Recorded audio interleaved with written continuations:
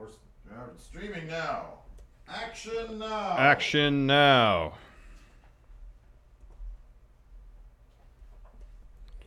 Hi, everybody. Look at my... Hello. Hi, everybody. Hi. Hello.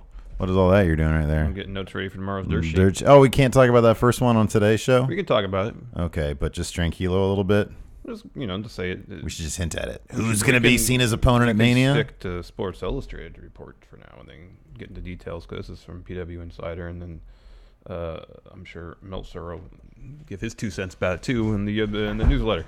He's going to say, it's Cena versus Mysterio. Or they could go Cena Undertaker, or they might go Cena AJ Nakamura, or they could do... Or they could do Ray versus AJ versus Cena versus Nakamura. He likes to lay out all the options on the table because he doesn't really know anything. And everybody reports on him. And everybody says, oh, wow. The Wrestling Observer. Hello, everybody. Hi, everybody. Let's see here. Who's in the room with us? Kyle Steven is in the room with us. Jeffrey Nguyen. Hello. Is in the room with us. Patrick Oliva. Hello. Is in the room with us. Samantha Brunker. Hello. Is in the room with us. Kevin Jenkins. Hello. That's such an old joke. I already said his name. Piggy Carnage is in the room with us.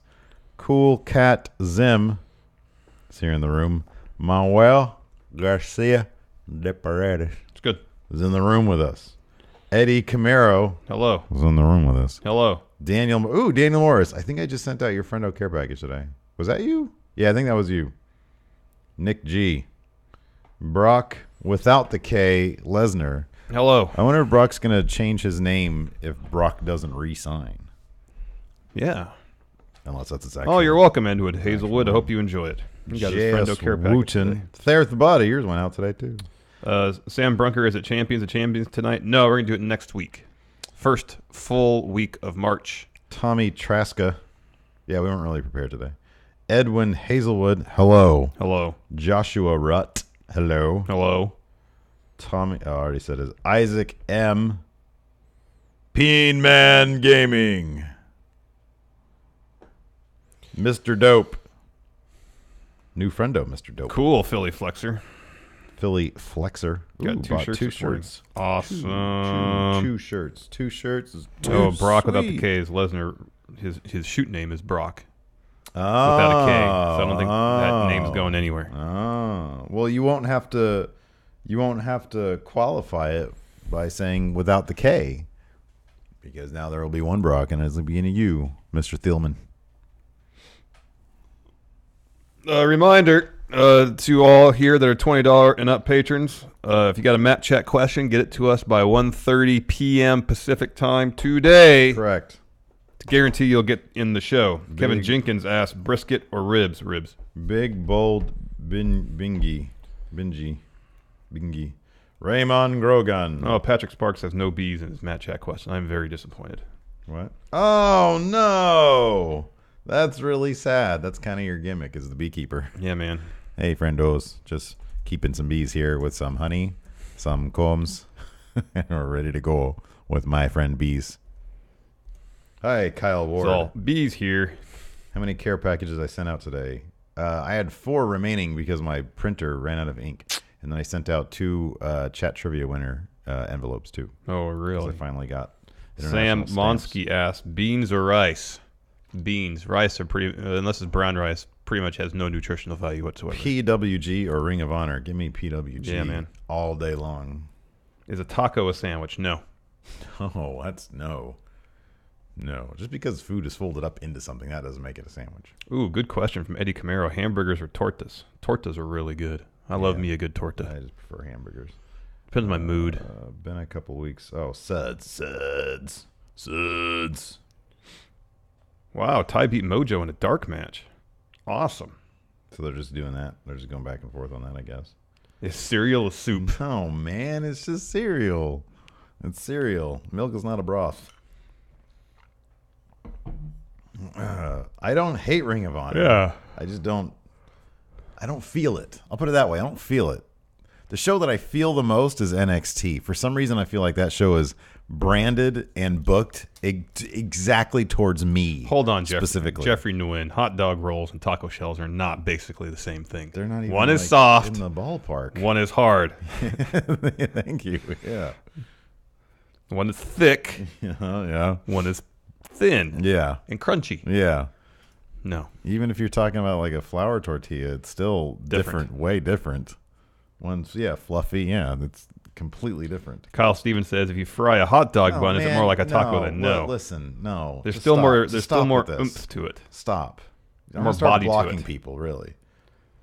Raymond Grogan says the way that Steve says Grogan makes me want to be a Star Trek. It sounds Grogan. They have soft tacos, though. I understand that. But he said taco shells. Captain. Taco shell is crispy. Captain, our sensors are showing there's a Grogan down on the surface. Oh, that's good. Smog. Let's go down there. Fight it. Why, Captain? I don't know. Peen Man Gaming. Taco Bell or Del Taco? Del Taco across the board. I don't know, man. Del Taco might be in the they might be Quizno status for me right now. Last time I had Del Taco, it was an unfortunate experience afterwards. Yeah, but you can expect that from just about any fast food place. No, I can't. What, other fast food places haven't given you mud butt? Well, some have, but I don't know. No, I mean, right now, Del Taco and me we're not getting along. All right, well, fine. So more for me. Taco Bell. Jeffrey Nguyen asks, are you guys fan of Vietnamese food? Yeah. I don't know. I've been to a couple of Vietnamese establishments. It's pretty good stuff. I like it. When's the last time you had Vietnamese food? It's been a little while. Yeah. Did you watch the Tupac? Yeah, we're gonna talk about it today on the show. I didn't watch it. I saw the first half. Oh, it's amazing. Okay, I'll catch fantastic. up on it. I'll watch it. Well, I want to talk about it. I haven't seen it yet, so shut your trap about it. What's our favorite PWG match, live or not? My thing about PWG is that it's the ultimate live wrestling experience. Yeah, and so I've seen stuff on DVD or on YouTube or whatever, and that's fine. It's not the same thing, though. It's not the same thing. And so, I mean, so we've only been to 2 PWG shows, so it's kind of a small sample size. Yeah. I'm going to say either Ricochet versus Leo Rush, or I'm going to say Sammy Guevara, Joey Janela. One of those two. I'm trying to think of the ones I've watched. 'Cause I've watched all of Bola 2016. Seen that entire show. And there were some good matches there. Oh, I didn't watch the Mixed Match Challenge last night. I'm assuming Miz and Asuka went over? Yeah. Because Finn, here's the problem with it. Finn referred to Asuka as once we beat her streak, which means apparently somebody told him that her streak is on the line of the Mixed Match Challenge. Interesting. And that is not going to enter the Mixed Match Challenge, so they're going to win the whole damn thing. Yeah. Piggy Carnage, what's the weirdest topping you'll eat on pizza? I've had pulled pork on pizza. I think I've had an egg on pizza. Oh, that's kind of weird. That's a little bizarre. Had jalapenos on pizza. Nah, that's normal. Egg is a bit weird. I've had lettuce on pizza. Did it get there accidentally? No. I had like a chunk of broccoli on a pizza at Ryan's thing. Yeah. That was weird. But it was like a California Pizza Kitchen. They have like a club pizza. So it's bacon, tomatoes, and then they toss lettuce with mayonnaise and put on top. That's just good. Yeah. Mayonnaise is weirder than lettuce on. All right, fine. I mean, all that stuff is weird. It doesn't sound particularly good either. No, it's good. It's not really pizza though, man. I'd have pastrami on a pizza. I don't know about mustard. Commentary kept saying her streak was on line too. They're not gonna lose. It's gonna be Miz and Asuka. Yeah. A breakfast burger with egg and bacon, and it's great. That sounds fantastic. Yeah, it does sound pretty good. Oh, here we go. Kevin Jenkins, does pineapple belong on pizza? If you think it does, it does. No, it doesn't belong on pizza. You know, I mean, Hawaiian pizzas are very popular. So, I mean, does it belong on a pizza? For me personally, no. But I mean, it's established. Yeah, that's my thing. If it's established, then yes. If you think it does, it does. No, that's different. That's different. If you think cake belongs on a pizza, it still doesn't. It doesn't matter. It's delicious. You don't know. Look, I love cake, but I have that after my pizza. It doesn't belong. This is a good question. Barack without the K. Power rank toilet paper brands. Oh, I don't know. I just know you're not supposed to get whatever is inherent to the store you're buying them in. Don't buy the generic store brand. Yeah. Because then you're going to have sandpaper ass. Yeah, I think Quilted Northern is my favorite. Yeah, I mean, look, man. As long as it's soft dish, I'm fine. I'm not really picky. It all ends up in the same place along with my shit. Yeah, I know, but some brands, Cottonelle is good too. Some brands like toilet paper, especially the softer stuff. There's like stuff on it, like fuzz, like poo poo. No, not this. Whether you wipe the doo doo. No, not doo doo. Before you wipe. And so like when I complain, there's like fuzz in the air here. Yeah, like lint or something. Yeah, I never see it either. Clear as can be. There's some toilet papers that are soft that kind of have like a lint type thing on it, and so it leaves like toilet paper dust, and that annoys me. Yeah, I don't care about that. It's all in the toilet area. It's all just going with the rest of the poop. I don't care. Let's see here. Oh, Quilted Northern's owned by the Koch brothers. Oh, okay. Or is it Koch or Koch? I think it's Koch. Okay, Koch brothers. I wasn't aware of that. Yeah, you got to stop. I'm sorry, your butthole now has to experience a different. I guess so. Different type. Well, we used to get it at Costco, but they stopped carrying it, so now we're using something else. And I found that the Kirkland brand toilet paper has a tendency, and this is maybe just I got crap plumbing at my house, clogs up my toilet more than others. Sam Brunker asked, favorite meal for me? It's breakfast. Are you sure about that? Breakfast because you're asking us a question. I had a great breakfast today. What is your favorite meal, though? Just here's the thing. It's pretty much asking me what's my favorite time of day to eat. Yeah, I know. And for me, at this point, it's like because I could have, dude. I'll have breakfast for dinner. I'll have dinner for breakfast. Like, what you're supposed to have. Like, if I want to make some spaghetti for breakfast, damn it, I'm going to do that. Oh, all right. Because I'm almost 40 years old. I'm allowed to do those things. So yeah, you're right. It's you're being asked what time of the day. I'm going to say breakfast because it's like, oh man, I just spent 12 hours metabolizing. I'm gonna yeah. That's probably when I'm my hungriest. Yeah, or at least most eager to eat. Yeah. But also, like, when Lacey gets home, we have like, I put off wrestling till later, till she puts Bama down, and so like we'll eat together and watch like a show. So maybe dinner also. I don't know. All right, I like that too. Although breakfast is generally my most predictable meal. Oh yeah, it's either eggs or oatmeal. Yeah, that's all I really eat for breakfast. Corey Smith wants to know if he can DM us about how to promote a new podcast. Sure. I'm not sure. Why don't you just ask those questions here? How do you promote a new podcast, Larson? What do you do? Well, you have to get it on podcast platforms first and foremost. Yeah. And then you got to have a social media presence. Sure. Collaboration would be good. Yeah. Collabs. The market is so inundated right now. There's so many podcasts out there. Generally, yeah. You have to find a way to stand out. Well, yeah. Find a niche. Find a thing. Like, so, for example, if you're like, I want to do a basketball podcast. Terrible idea. Unless you're talking about something very specific in the world of basketball that has a niche audience. So you have like a Daryl Morey podcast where you're talking about analytics, 3-and-D. Yeah, right. Get like someone that used to play for Mike D'Antoni years ago on the show, something like that. Or a Mike D'Antoni podcast. Yeah. Where your ultimate goal is to get Mike D'Antoni on the show.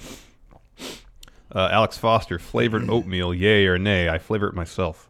Yeah, I like flavored oatmeal. But the stuff you buy in the store is just full of sugar. I get the apple cinnamon stuff. I think it's hella good. It probably is good. It's just too much sugar for my liking.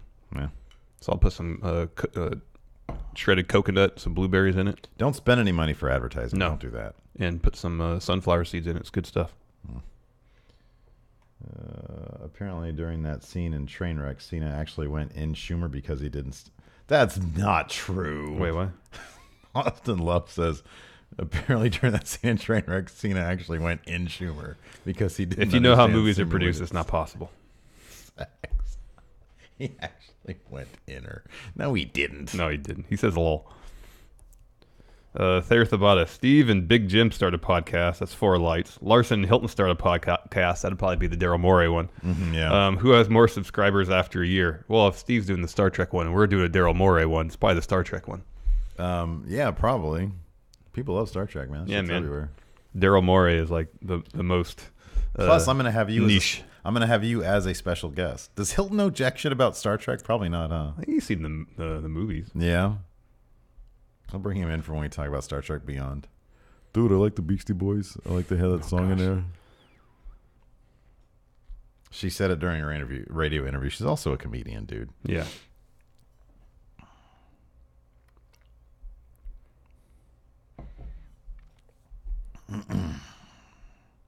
What's your favorite WWE Studios? I don't know if I've ever seen one. I'm going to say Countdown because it has Rusev with the gun. Yeah, because I don't think I've seen another one.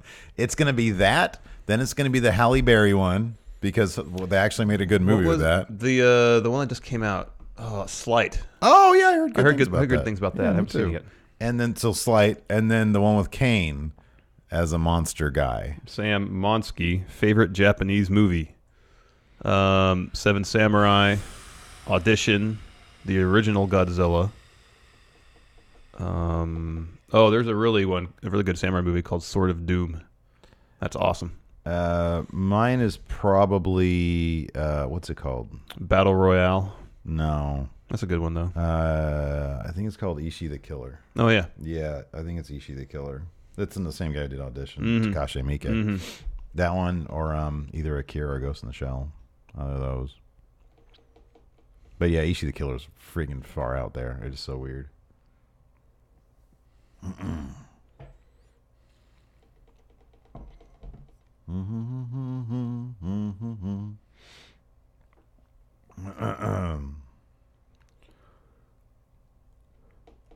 feel like I'm forgetting some other fine. The Chaperone. Wow, Jeffrey Nguyen says Bloodsport was released 30 years ago yesterday. Yeah, wow. Man, all those, dude. Those are all Tov Altali. Can we interview you friendos when you guys move on to new office? Yeah, sure. Come on over. Yeah, man. I'm cool with that. Oh, 16 minutes. Time to get started. Oh, time to get started. What I can do from here today? Oh, yeah, cool. It's actually working for now. Let's see here. I think, let's see if this is working. Oh, crap. I have to get up. Damn it. Excuse me.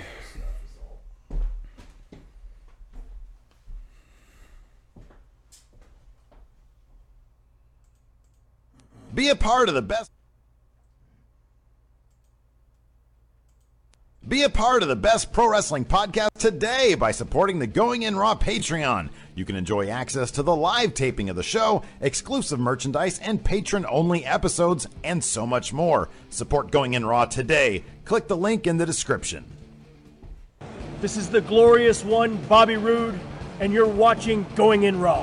Hey, friendo, Steve here. And Larson. And welcome to Going In Raw, the only pro wrestling podcast you can be listening to right here at YouTube.com/Stephen Larson, available wherever fine podcasts are. Be sure to hit that subscribe button, little notify bell next to it, just make sure you're always getting your good Going In Raw content. It's good content. Yeah, I guess so. That we have here at the show. We're also available on every fine podcast app that you can listen to podcasts on. If you take a little time, leave a little rating or review. Hey, can you guys leave a rating and a review for us? It really helps the show. We're also at patreon.com/Stephen Larson. Today's the last day of the month, which means it's the last day that you can order the $20 comic book tier, the Friendo Care Package tier. Care package. Where's that damn comic book? And get it delivered during the month of March. Oh, my God. Here's some stuff. Show them this stuff. Why are you making a mess over there? It could be something important. There's glass in this. Postcard. Where's the damn comic book? Signed by us. This is stupid. I can't find it anywhere. Sticker. Anyways, you got a cool comic book. More stickers. Somewhere. Anyways. And a print makes you make a decision. You get this lump on this side, Mecha Santa. Can we start going door to door? This legend on this side, top notch super best. It is a legend. Can we start going door to door? Then there's a comic book you can get. What do I do with that thing? It's time to move on. Let's just move on with the show. People ain't tune in to see you tear apart your office. Maybe they should start doing that. Tuned in to hear us talk about wrestling, specifically in this case, SmackDown. Stick this out in front of your face. Oh, it's not. Your head is too big. There you go. Look, there's you. You can get these stickers and put them on your car or whatever. It's weird seeing my dad's van drive around with her. That is weird. On it. Yeah. Anyways. Yeah. So yeah, what are we doing today? We're talking about stuff. Let's promote our pro wrestling tee store too. You mentioned that. Let's see if this will work. Oh, the sale's gonna be done with. Yeah. Yeah. It's over at noon, I think. Yeah. In 20 minutes. I think I got this right here.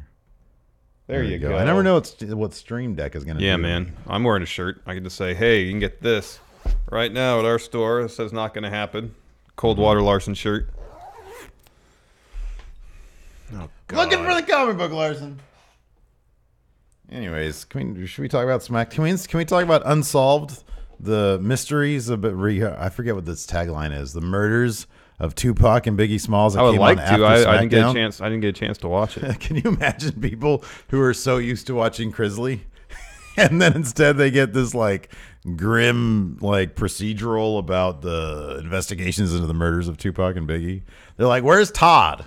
Where's Crisley?" They're actually getting some potentially good television. Where's Crisley's grandma? Complaining She's about so it funny because they want their Crisley. Is that what you're saying?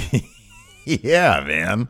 I was half expecting to see Todd and his various antics, and instead I get quality television. Yeah, dude, it's actually really good. The funny thing is they promote it being like, oh, it's from the creators of the O.J. Simpson miniseries. American Crime Story, whatever. Which a lot of people like really liked, but it was too the casting was so corny to me. Yeah, you mentioned John that. Travolta as what's his face as Robert Shapiro. Mm-hmm. That was so weird. Mm-hmm. And then I can never not see O.J. as Cuba Gooding Jr. Mm-hmm. It was all over the map and it was kind of cheesy. Yeah, I just watched that the OJ documentary instead, the 8-hour one. That's actually really good. It's phenomenal. Yeah, I know, but this was completely different. No, I know. And then so I was like, oh man, I don't know about this. But then like it came on and I was like, oh, they're actually playing it straight. It's actually really good. And the cast is really good too. No, the cast is fantastic. It's got Jimmy Simpson and it's got Josh Duhamel. It's interesting that he was on a WWE product considering. We'll talk about that in a other second. news no, items. I know. I mean, they didn't have a choice in that case. Because Yeah, probably if they not. had a choice, It'd be Jimmy Simpson on SmackDown. If it was my choice, it'd be Jimmy Simpson. That guy's great. Yeah, he's fantastic. But yeah, no, I agree till I saw him and I was like, this is not the appropriate time for him to be on WWE TV. Yeah, probably not. Because, Anyways, in a nutshell, did you like SmackDown? Was it good? I thought it was a fine show if you take the whole Daniel Bryan, Shane McMahon stuff out. I kind of wonder if they would just wake up one day and Road Dogg says this isn't working, or someone told Road Dogg this wasn't working, and they extracted that storyline from the show, just took it out. Yeah. Just dumped it wholesale. Dude, the WWE... The show would be so much better. The WWE has... There's plenty of instances of them simply ditching storylines. And it felt like that they were going to do that with this after the Rumble. I know. For 1 week, I was like, oh, they're not... I know. They're not, fighting. And then now they are, and you could tell that both of them think it sucks. Mm-hmm. Shane is obnoxiously eating a box of popcorn for most of the show. See, if that's the direction they're going to go, I'm actually totally into it. If they're just simply going to mock what was going on, and he's sitting there eating a box of popcorn, I was actually chuckling during that. I'm like, oh, that's funny. He's making fun of this whole thing. All right. Because it's so dumb. It's so dumb. bad. It's so bad. Really dumb. But at least it didn't. My thing is this. It's not. So before it felt like it was like just permeating every aspect of the show, and now it seems like it's relegated to a pretty small aspect of the show. Yeah, it doesn't feel like necessarily the A story anymore. SmackDown's not revolving around that anymore. Yeah, not to the same degree, at least not this week. Last week it kind of felt like it. Yeah. This week is all about John Cena. It made the show feel a bit more fresh and made the show feel a bit more important. Yeah, I guess so.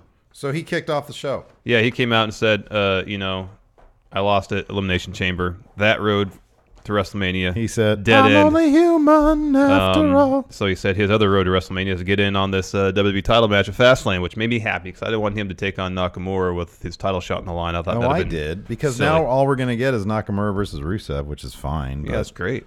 Well, that's not great. I'd rather have Nakamura versus Cena. They could have a knockdown, drag-out match. Yeah, I know, but I didn't want the... It's one thing for Cena to challenge Nakamura and saying, if I beat you, then I'm in on the title match at Mania. But like I said yesterday, there's no conceivable way that I could buy Nakamura willingly putting his title shot on the line in a match against Cena. Even if I knew Nakamura was going to win the match, I just thought that's too far of a leap in logic. Yeah, they get it on the buy-in thing. I'd have been fine with that. And get a good match. All he cares about a good match. They're not going to give up. They're not going to give up AJ Styles versus Nakamura. People would like riot over that. What, just for Cena versus AJ again? They just had that in the main event of this show. Yeah, I know. It was a good match, too. It was good. Those guys have great chemistry. Anyway, Cena comes out, drops his promo saying he wants in on the WWE title match. Shane comes out, and he's like, he essentially says, you just want this? Yeah. Right? He just kind of said, you're supposed to be just given this opportunity? Yeah. He said, this is the land of opportunity, but I don't know. Yeah. Daniel Bryan comes out and says, what? John Cena should just something like, dude, yeah. I'm John Cena. Can you actually not see me? Is that like a literal thing now? I mean, I know it's a meme on the internet, but yeah. I'm John Cena. I'm what's called a draw, jackass. Yeah, man. So Daniel Bryan comes out and says, no, this is land of opportunity, but you're going to have to earn your opportunity. You versus AJ tonight. If you win, John Cena, you're in the match at Fastlane. I feel like that was too steep of a price to get into this clusterfuck match. It really is. There's already 5 people in the match. Baron Corbin's in the match. You're telling me John Cena Dolph can't get in? is in the match. Dolph is in the match. You're telling me John Cena doesn't get like entrance to the match? Have you seen your ratings? You want to keep him around. They're terrible business people. I kind of feel like, I know it's gonna advance the storyline. I hope they bring it up. AJ having to have this match. Like, he has to beat Cena to prevent another person to challenge him for the title. You know, that kind of sucks for AJ.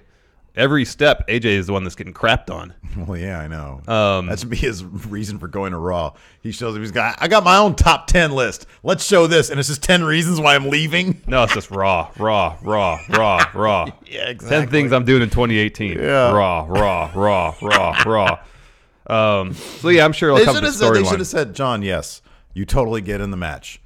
If you have this match with AJ tonight, you don't have to win it. Just have it because we need ratings. And we need people to watch Fastlane. So regardless, you're in the match. Like, keep it real, man. You're talking about the leap in logic of Shinsuke Nakamura giving up his title shot to fight John Cena. I'm saying kayfabe-wise, yeah. I agree, but come on, man. Ratings are kayfabe too. You know, John Cena. Talk about ratings on Raw or SmackDown. When they talk about, okay, so for example, they pride themselves on what talent they have. John Cena is a free agent. You'd think as GM of SmackDown, even in kayfabe, you'd want John Cena on SmackDown. Yeah. You'd want him at Fastlane. Yeah, that's what Daniel Bryan. Why are they saying? Daniel Bryan said you got to earn your chance to get on there because everybody else had to have against the WWE champion who John Cena's lost against, and John Cena just lost like twice in a row. He lost to no man. They should have been like, yeah, dude, no, just look, help us out, put on a really good match with AJ tonight. You're in Fastlane, you're good, but we just need you to do this match. Is that cool? I don't care if you want to lose. That's like Shane having to beat The Undertaker to like stick around, then they kind of dropped that whole thing. Remember that? Oh, yeah. Yeah, I know. Yeah, it'd been fine. Just, you know. No, it wasn't you're fine. Still, It you're didn't still make any good. sense. Just fight The Undertaker. So it's Daniel You're Bryan going to John saying, hey, you got to have a really good match against AJ tonight and you're good. You're in. What if he drops a dud? Is he out? Yeah, you know, if he gives us 5 minutes of crap and we still have 15 minutes left to show, then yeah, dude, I don't want that. No, there's no stakes involved there. There needs to be some drama for the match to feel important. But I kind of feel like they could have got that with like Cena versus Owens. I would have liked that more. But anyways, I know the AJ thing will probably come in storyline how AJ keeps getting crapped on. Anyways, right after all that, we had a match: Sami Zayn versus Baron Corbin. Kevin Owens was on commentary, doing a great job. Even Daniel Bryan. Said, hey, guess where's your? He said, yeah, where's your hairline? It's on the top of your head. Yeah, it was great. Rude. I can't for the life of me. I cannot do a Kevin Owens. Where is he from? Quebec. Quebec. Yeah, I can't do that. And they kept cutting backstage to Shane and Daniel Bryan. This is where Shane brought out the popcorn. Yeah, I love Daniel Bryan was talking about how great of a job Kevin Owens is doing on commentary. Someone pointed out to us on Twitter, accurately, they can't hear Kevin Owens' commentary watching the TV because the volume wasn't up. Yeah. Well, yeah. I don't know what to tell you. Dude, SmackDown is a land of, like, no logic whatsoever. Yeah, pretty much. I still stand by my Cena thing. No, that doesn't make any sense. How do you not see that? No, I see we it. We want Cena here. That's a good thing for an executive meeting, but on TV where there's supposed to be stakes and drama and matches that have importance, you can't just say, all right, just have a good match and you're in. Yeah, they do that. No, they don't do that. They don't do that on TV. Anyways, this was actually a pretty decent match. They gave it a good amount of time. They kept cutting back. I mean, seriously, just drop this whole Shane Daniel Bryan thing. It's awful. Just drop it. It's terrible. Yeah, it doesn't really. It doesn't make any sense. The thing is, Daniel Bryan's going to be gone in September. I know, anyways. and he's got a serious case of senioritis, man. He just can't wait to get out the door. Yeah. He's literally just feels like reading lines. I wonder, I was watching during Shane and Cena's promo last night. And I felt like the most genuine thing he said last night is like, I'm going to go home now. Yeah. It was cute, though, because Shane was like, oh, you get to go see Birdie? Go say hi for me. And he's like, okay, I will. Yeah. I like that. I thought it was cute. cute. Good. That's the most genuine thing, because I'm sure Daniel Bryan's like, popcorn. I can't wait to get the F out of here. No. Shane, I mean, I've noticed this before, too, but he needs to have, like, his heart checked or something, because he sweats so profusely. Yeah, I know. It's like, I sweat. I'm a sweater. But maybe his nerves. Maybe he has nervous sweat. Because I used to do that. That could be too. Like I was thinking to myself, man, if I was out there in front of 12,000 people, I wonder if I would just start instantly profusely sweating and being really self-conscious about it, and then you sweat more because you're self-conscious about it. Yeah. And that's what happens. That's the worst. Yeah. Anyways, Sami Zayn versus Baron Corbin was a fun match. Yeah, there's this great spot where towards the end, Owens was on commentary. Dolph, you see him in the background, just like his Chuck Taylor hop over the barricade. Yeah. And then you see his foot enter frame and super kick with some gusto. Kevin Owens in the back of the head. Yeah, it was good. That was great. Baron Corbin picked up the win with End of Days. And then Dolph went in there and gave Baron a zigzag. Backstage, as we mentioned earlier, Shane, Daniel Bryan. Daniel says, I'm out of here. And go see my kid and my wife. He says, you seem to have this well under control. Where they were in L.A. Were they at Staples last night? Yeah. Yeah. So they're at Staples. So I'm sure Daniel Bryan could hop on a plane and be home in Phoenix in an hour and a half. Yeah. I think it's only a 4-hour drive from L.A. to Phoenix. Oh, that's right. He's in Phoenix. For some reason, I thought he was still in Seattle. Roughly 4 or 5 hours. Next, Sami and Owens backstage, kind of recuperating after Zayn's lost. Shane comes in the frame with his gosh darn popcorn again. Yeah, man. He was loving that stuff. Looked good. I was like, I busted out the skinny popcorn. Yeah, man. Popcorn's good. It's all right. You eat it when you're watching a good match. Nothing wrong with that. My teeth, it annoys me. Continue. No, that was it. I mean, he just like sticks it to them. They get upset. That was it. You say, it's always something with this guy or something like that.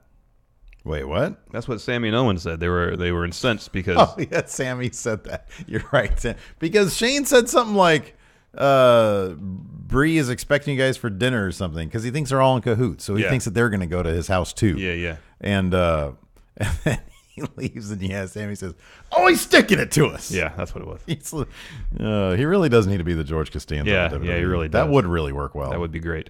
Next, Fashion Police backstage. In walks Josh Duhamel. As we mentioned earlier, it's kind of odd. Wait, did you already talk about Ruby Riott versus Naomi? Sorry, I skipped that. I dude. apologize. Next, we had Ruby Riott versus Naomi. Of course, Ruby Riott joined by Riott Squad. Naomi joined by Becky Lynch and Charlotte. I feel like this...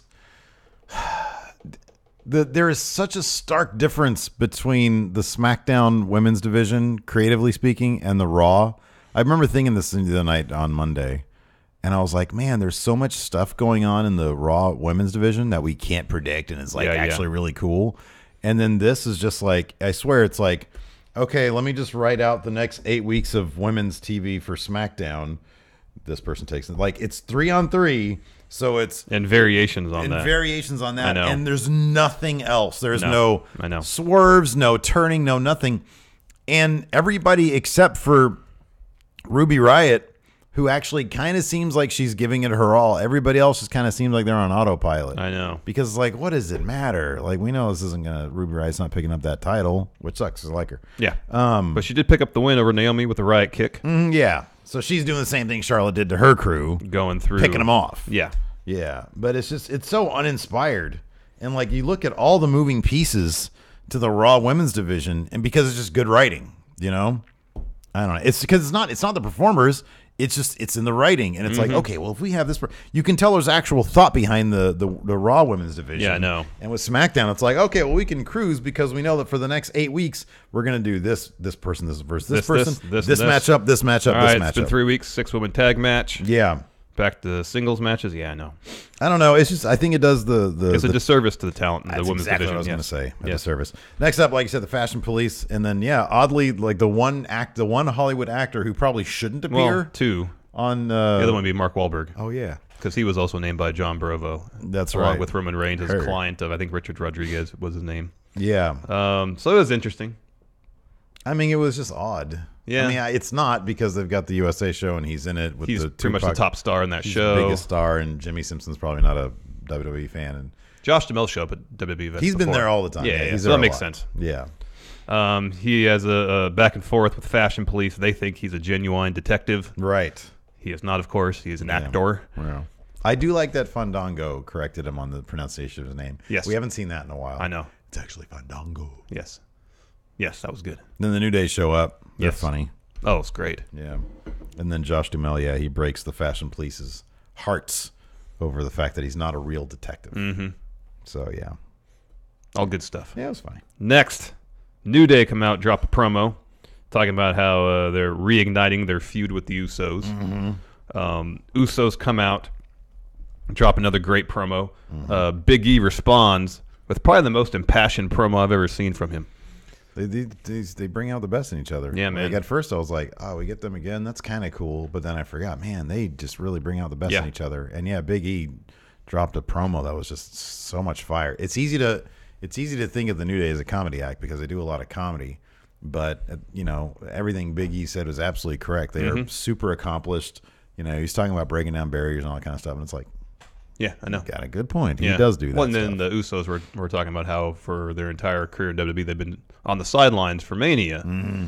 And Big E said, like, last year we hosted, and gosh, what did he say?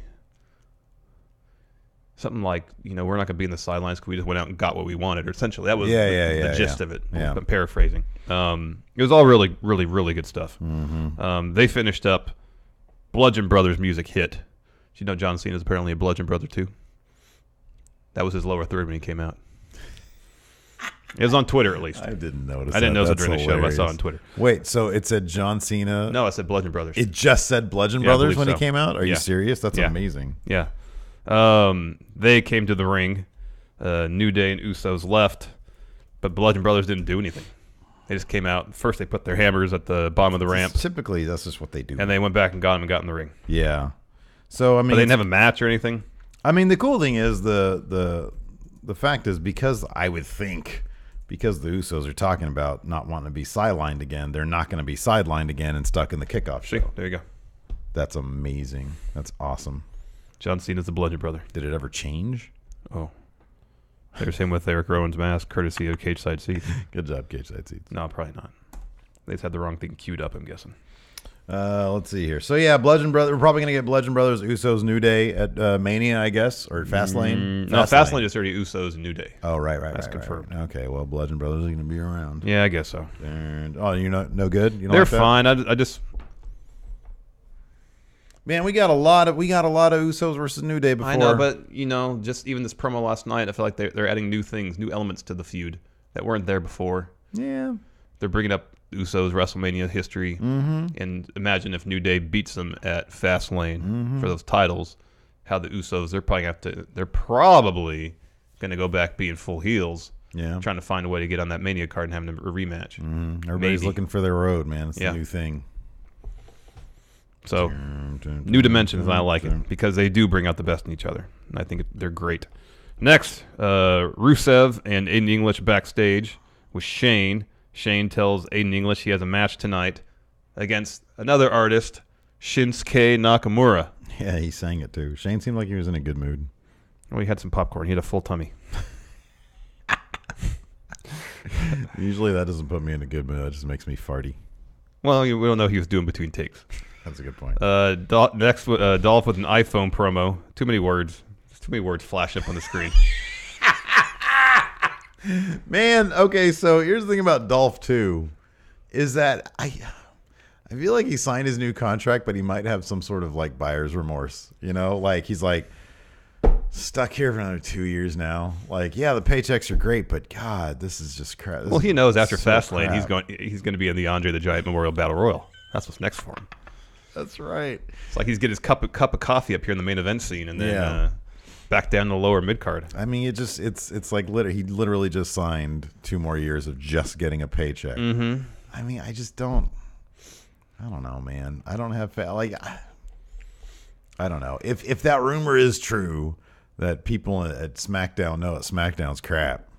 Then I don't know. He's probably like, man, is there any way if he wants to do something that's interesting or fun in the business? Oh, you have to go to Raw. You have to go to Raw or now. NXT. And even then, it's like, God, I'm Dolph. Does he think he has like some self-awareness? Like, I'm Dolph Ziggler, not going to do anything good with me. I know. God, that'd be soul crushing. Or maybe not. Maybe he loves it. I don't know. Maybe I just read him wrong.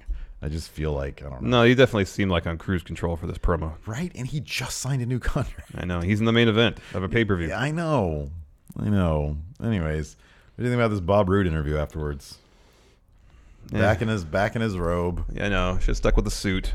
Trying to smile. Bringing up that SmackDown top 10 that no one else has really mentioned other than Jinder himself and Randall Orton. Okay, let's talk about the SmackDown top 10. I thought this was like a weekly thing, right? I know. I thought it was a weekly thing. When is it going to be updated?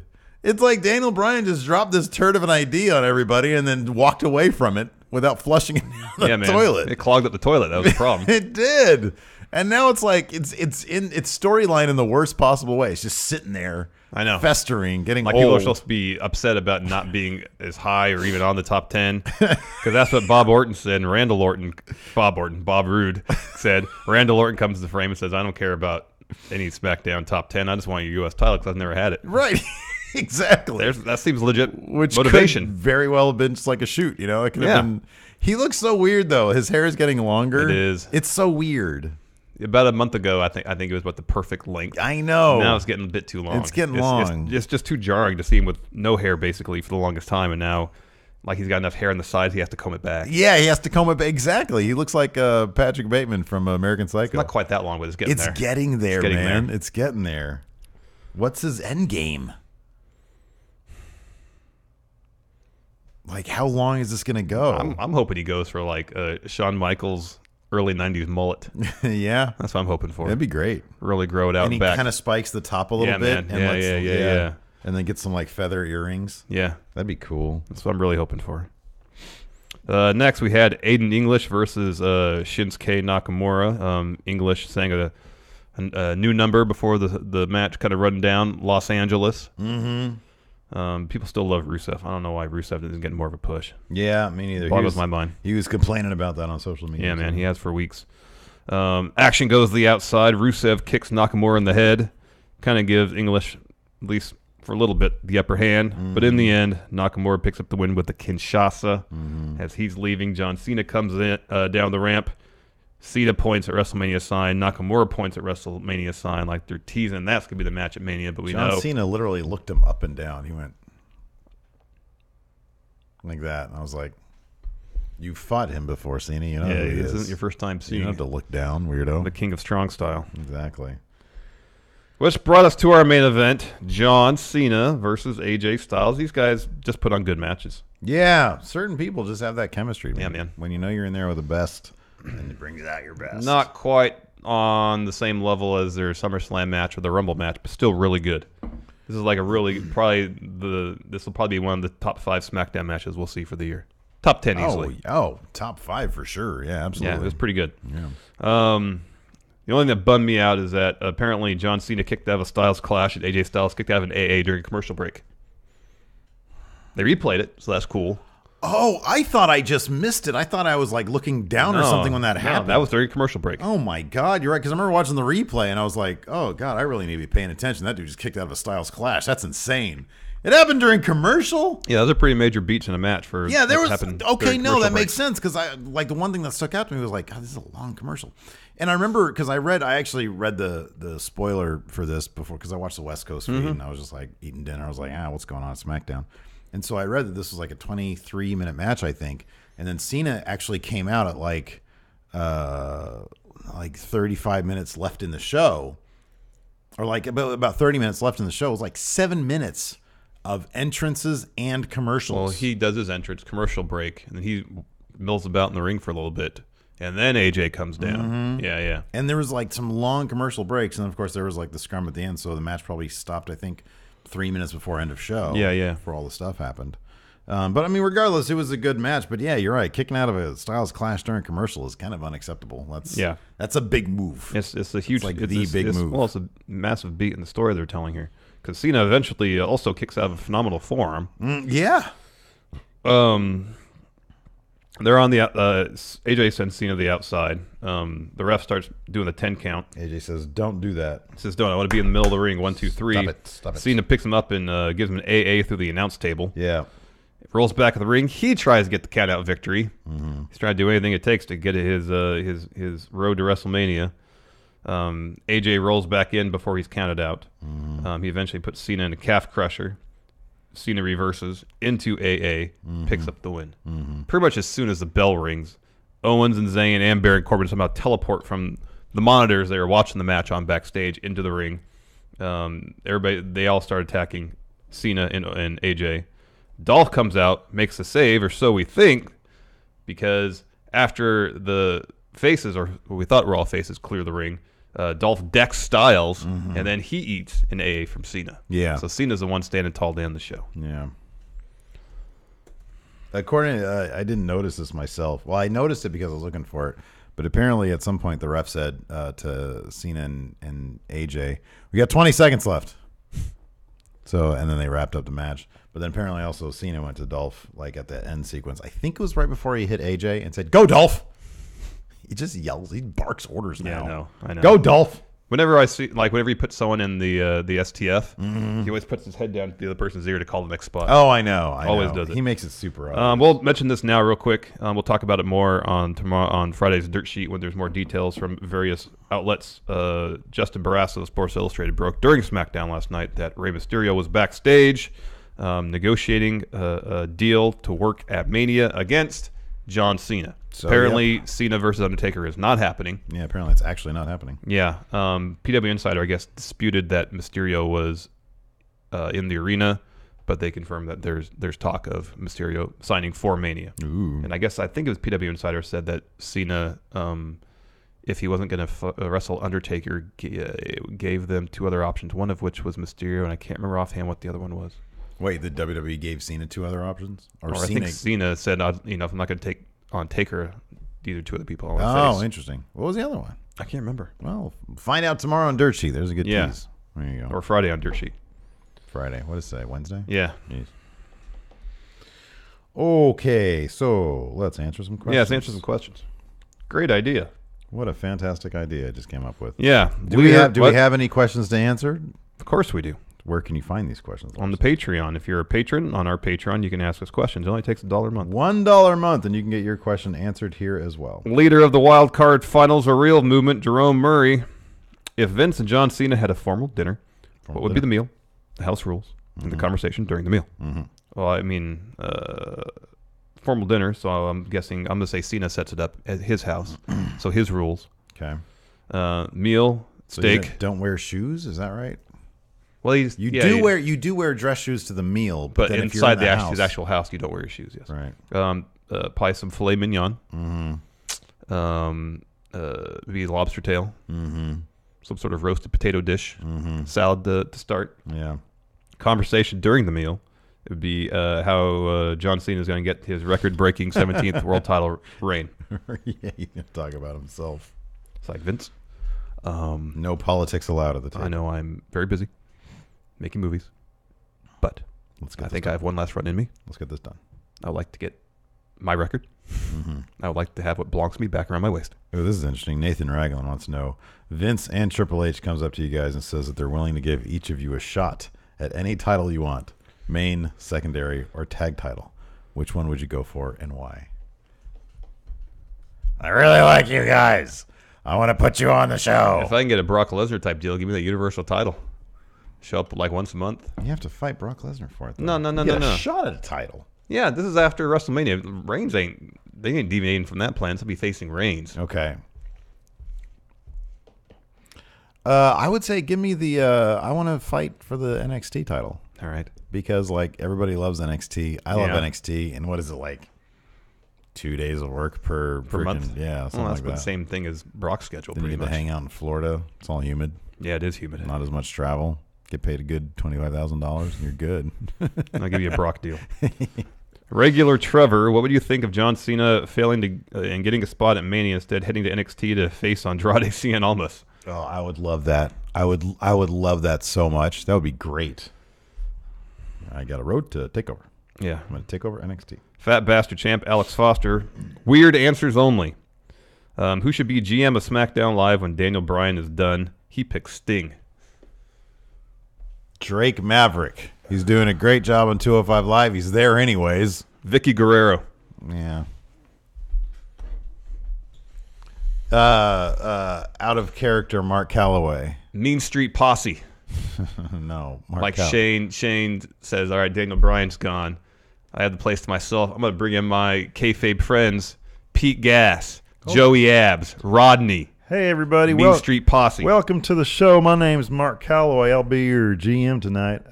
I had Michelle put down some notes here on my phone about what we want to do today on the show. Let's see here. Oh crap! That's not my notes. That's my Twitter. I don't even know how to use it. You know, I don't have a Twitter. Yeah, he doesn't. Hold on a second. Excessively saccharine, Wait Mark a second. of Steel. I got some show notes here. I can't find them. Get it together, Mark. Hey, friendos, you're putting together a super group, and clearly Elias is playing guitar and Braun is playing bass. Who else do you have in this band? You have Xavier Woods. Aiden English is your vocals. Yeah, Xavier Woods in the horn section. Yeah, okay, there you go. And then Dolph Ziggler is the drum bass. The bass drum. Bass drum, yeah. Yeah, he'd be the drummer. Yeah. Look at me. Larson's Black Cat Stepfather. Hey, friendos, who has been your favorite mixed match challenge team to watch so far? Thanks. Oh, no, Nicholas Grosskirth has my answer here. Golden Rose. Yeah? Yeah, that Rose Gold, or what do they call themselves? I'd say that. Strowman and Bliss were pretty fun. Yeah, that's good, too. That's good, too. It was kind of cringy when he was like, I think she's kind of cute. It's kind of weird.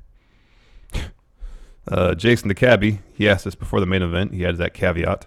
He says, at this rate, the Fastlane title match is just going to be a battle royal with pins and submissions, right? How many more? There's 6 people in the match. There's one more. There's a go-home show left, right? That's it. So how many more people can they add at this point? Like Shinsuke should get in because he has nothing going on. They're like, Rusev and Shinsuke Rusev, you're going to have a match. But it's going to be in this match, They're too. like, you could be in that match. Yeah. Well, let's bring the whole roster into this match. Why not? They call it a six-pack. I hate that name, a six-pack challenge. I know. If you have a fatal four-way and a fatal five-way, why don't one of them get their own adjective? I agree. You know, they should have their own thing. Like a furious five-way, Thank fatal you. four-way. Yeah, there you go. Keep furious it alliterative. Five-way. Yeah. Well, it has to be alliterative. Yeah. And then six-pack challenge, which it doesn't have to be. It's a cool name. Yeah, that's fine. Challenge. It sounds like a beer thing. Yeah, it does. Frat thing. The Prince of Lazy style, Quinn Fuller. SmackDown is so scripted it hurts. Like during the Sammy Barrett match with Shane and Daniel Bryan backstage. Do you agree SmackDown's writing has to change back after the brand split, or has to change from back after the brand split? And what needs to happen to make the show feel less scripted by less scripting? I mean, I don't know if it's any more or less scripted than it was before. No, it's just the actual it got crap. lines or garbage. They just need to change whoever's writing it. Yeah. To somebody better writing it. They need a better writer. Better writer. There you go. Like, because it was fine when it was scripted before. And now it's scripted and it's not fine. Now it's scripted and it's not good. The glorious Steve Klein. Hey, friendos, which wrestler will have the most outlandish WrestleMania entrance this year? Bobby Roode would probably have a pretty major one, assuming he's not on the pre-show. Yeah, I know, and I think he's going to be, so I don't think it's going to be him.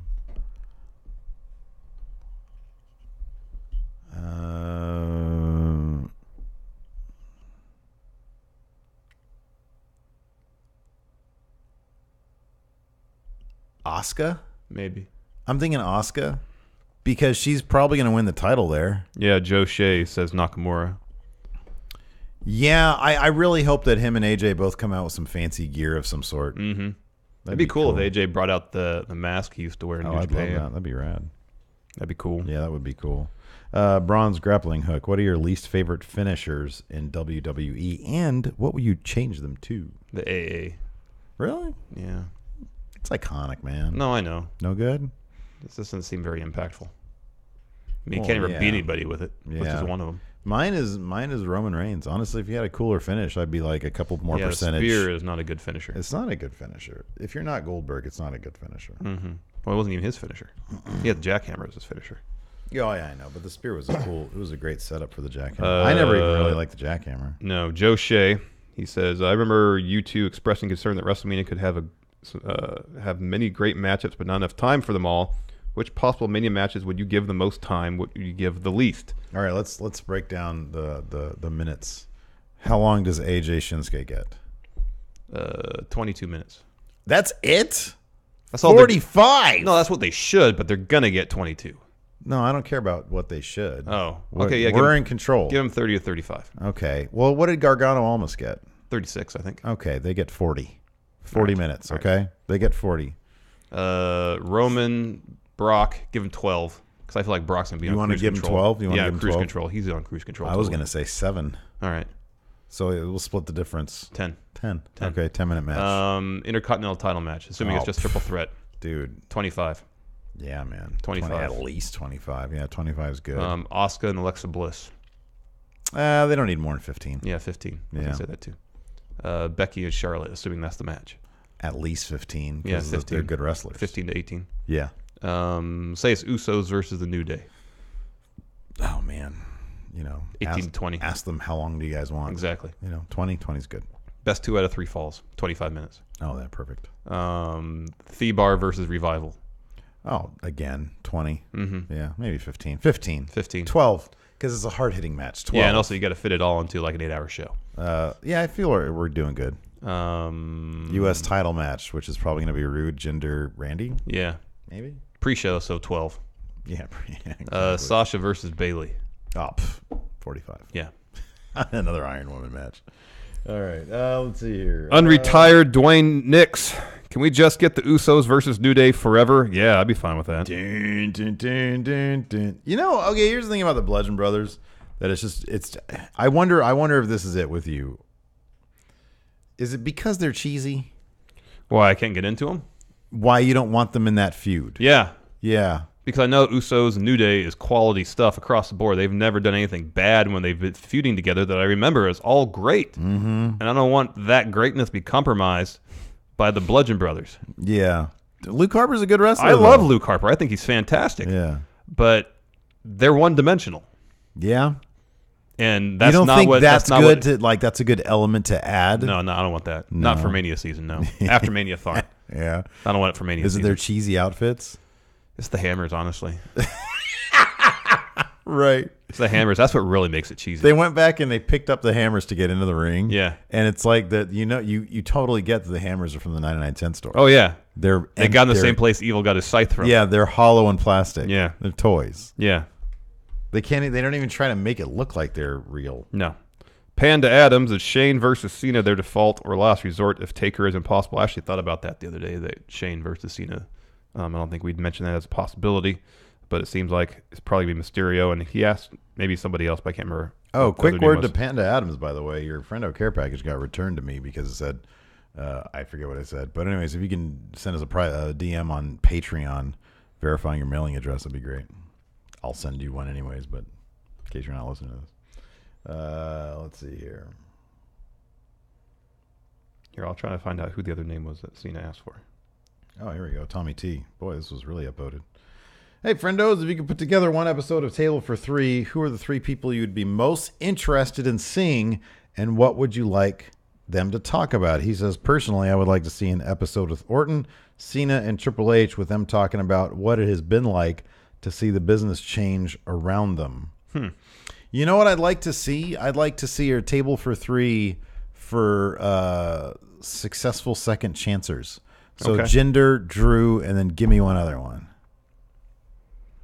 Who left and then successfully came back? Am I drawing a blank right now? You said Jinder. I put you on the spot. Drew.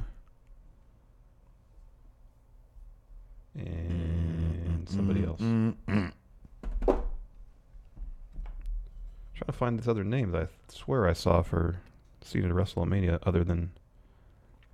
Was it Samoa Joe? Oh, it was Samoa Joe. Nick G said Samoa Joe. Yeah, it was Samoa Joe. That's right. Thank you. I would actually prefer that over Rey Mysterio. Oh, Gallows. That's an interesting one. Oh, yeah. That's kind of an interesting one. Yeah, that'd be good. He was Festus. Mm-hmm. He's also in the Straight Edge Society. And he was Doc Gallows. Yeah, exactly. Mickey James. That'd be good. That'd be a good one. Mm-hmm. It was like coming back after all this time. What's different now from when it was before? You know? That'd be interesting questions. The Nightcrawler. Hey, Stephen Larson. Do you guys think... Oh, Shelton Benjamin. Oh, yeah, that's a good one.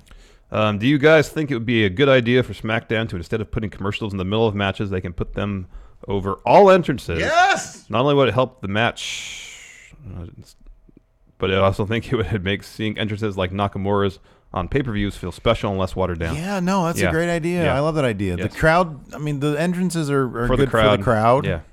We don't need to see them. No. I'm not Baron Corbin. Hey, friendos. I think everyone is assuming it's a lock that Nakamura will win the title of Mania But just hypothetically, how badly would it hurt him if he didn't? Ooh, all of it. I feel like after already losing his first 2 title shots against Jinder and failing to regain much of his momentum even after his Rumble win, there's nobody on the roster who needs to win at Mania more than he does. That's a good point, and I agree completely.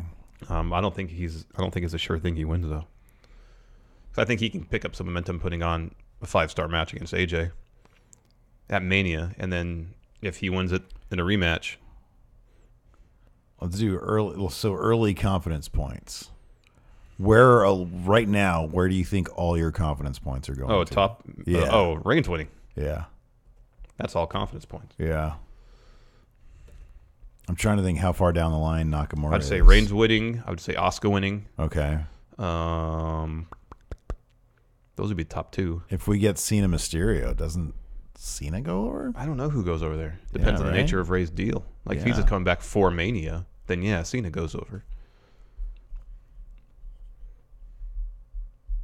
I think Nakamura, to me, it would be pretty high. I think he'd be like middle, because like a middle number. The Intercontinental Championship, I have no idea. Yeah, I don't know. Whoever Braun faces, Braun's going over. Yeah. Oh yeah. So Elias, especially if it's Braun Elias. Yeah. Charlotte, Becky Lynch. I don't know. I mean, I don't know. Yeah, I don't know either. I would put Nakamura pretty high, but not higher than Oscar or Reigns, obviously. Mm-hmm. Yeah. No, you're right about that. But I feel like he wins it. Here's the thing about AJ. He's bulletproof at this point. He can afford any win, any loss. Oh, yeah. It doesn't hurt him at all. Nakamura, I kind of agree with this. Nakamura absolutely needs to win this. No, I understand the logic. I'm just saying I don't think it's necessarily guaranteed that he does. Let's see here. I like this. Richard Lee Breslin. With John Cena having no clear path to WrestleMania, how far do you think his actions will go? Will he insert himself into the Dusty Rhodes Tag Team Classic or even issue a challenge for a spot in the 205 Live tournament for the Cruiserweight title? Oh, he'd have to drop some weight for the 205 Live thing. Maybe he'll start a tag team real quick. Challenge Thebar. Yeah. Ryan Mizushima. Hey, friends, would you rather have Cena versus Mysterio or Cena versus Undertaker? The former. I don't know more Undertaker wrestling, please. It's like his body can hold up. I don't know. Probably for the spectacle of it, Cena, Undertaker. I mean, did it hurt watching him against Roman last year? Yeah, kind of. Oh, I missed this. It was a pretty decent match. Mark of Steel says Tom Phillips called Nakamura the king of strong style. I think I heard that. I think I remember that. Didn't register with me though. I didn't even think about that. When Cena was staring at him. Yeah.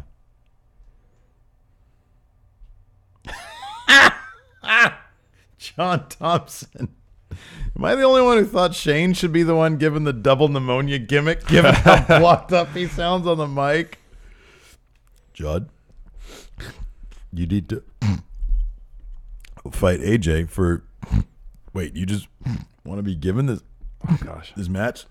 Just hearing you do that makes me want to take antihistamines. I know. When I do that impression, because I'm a method actor, like it really starts getting to my lungs. Cody Miles named some kayfabe reasons that the Bludgeon Brothers graphic popped up while John Cena made his entrance.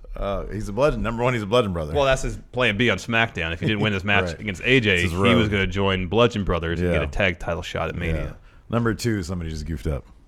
Well, that's not kayfabe. Kayfabe? That's shoot. Kayfabe.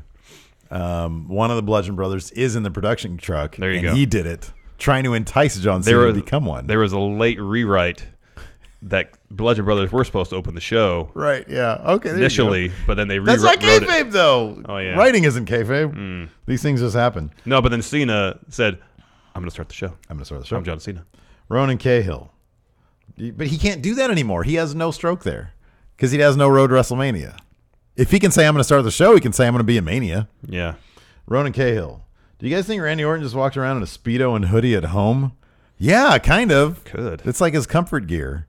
And like I think he only wears trunks like out of necessity. I think he likes being a lower nude all the time. He just walks around. And chat here is mentioning that Ronda is a lock to win at Mania. Oh, yeah. Those are top 3 locks. No, I put that over Nakamura, but I still think Nakamura is pretty much a lock. in my estimation, anyways.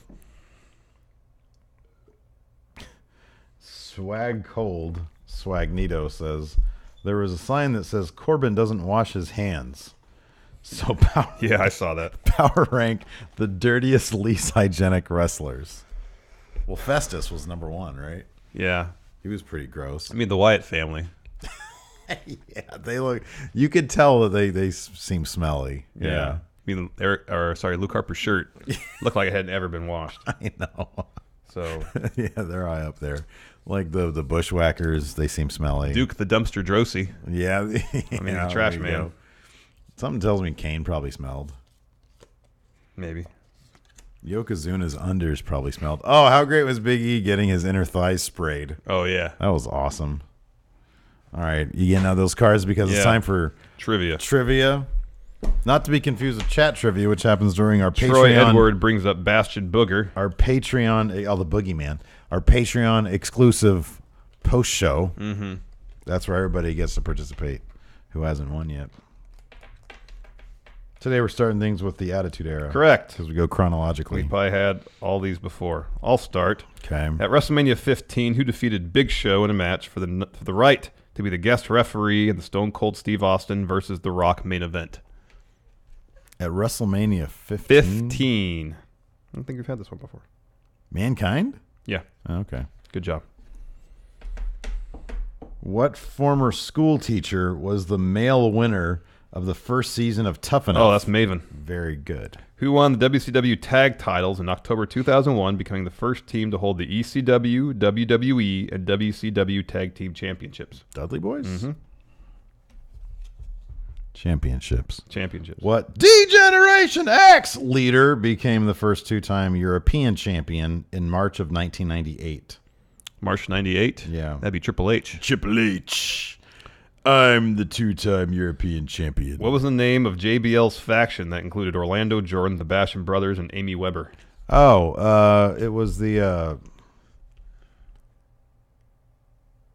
God, was it really that lame? Was it the Cabinet? Uh-huh. It was that lame. Really lame. Because I remember Orlando Jordan was the chief of staff. Anyway, Superstar Bio. What college did Season 1 Tough Enough competitor and WWE superstar Christopher Nowitzki... Oh, Harvard. ...attend? Harvard. Very good. Moving on to the modern era. Who did Edge spear through a flaming table at WrestleMania 22? Probably Mankind. Yeah. Okay. 2 Mankinds today. Big events. Who did Big Match John Cena defeat in an ambulance match in the main event of Elimination Chamber 2012? Oh, John 2012? Cena ambulance match, Elimination Chamber 2012. Randy Orton. Who became WWE champion for the 10th time? Jeez Louise. When he defeated Alberto Del Rio at Night of Champions 2011. That would be John Cena. Yeah, man. Gosh. I got some easy questions on this one. Championships. Who defeated John Cena in a last man standing match at Backlash 2009, earning the World Heavyweight Championship for a 5th time? Randy Orton. Edge. Damn. On this day. Should have guessed Randy Orton for all the John Cena questions. Yeah. What superstar appropriately hosted the Peep Show interview segment, seeing that his fans called I swept. Easy cards. Superstar Bio. Yeah. What was the name of the tag team made up of Shad and JTG? It's crime time. How many did you get? Give me 2 cards. I want the shiny ones, too. No, you get Mojo. You bastard. Give me a shiny one. I'm trying to find a shiny one. I want a shiny, bright, shiny card. You get Wild Samoans. What? Afa and Rikishi. Afa and Sika. Yep. Afa and Sika. Afa. All right, that's trivia, and that's the show. They're cool. Anyways, what? That's it. Is that the show? Patrons, stick around for chat trivia. Thank you, Hilton. We have music. Last week of chat trivia before Tournament of Champions. Ooh, very exciting. Next week. Thanks for watching. Until next time, talk later. Bye.